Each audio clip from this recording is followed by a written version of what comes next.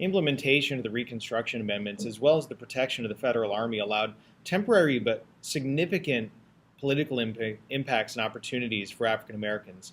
The ability to exercise the right to vote allowed African Americans to both elect representatives and to serve as representatives in state legislatures and Congress.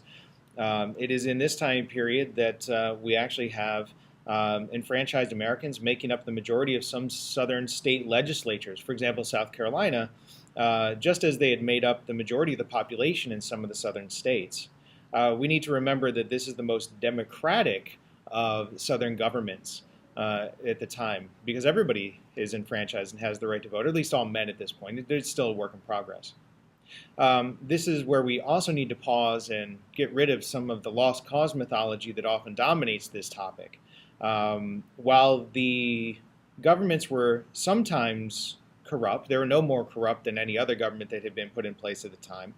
And they did create social service programs and public schools and other things that benefited the entire population, not just the freedmen.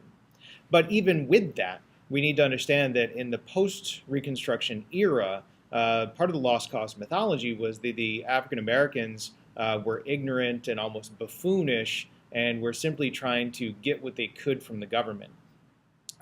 Also, the people that served in the government were often ignorant and unworthy of being there. This is just not the case. Research from people like Eric Foner are showing that the African Americans that did serve, the freedmen that served at that time, were both educated, often coming from places like the ministry or skilled artisans.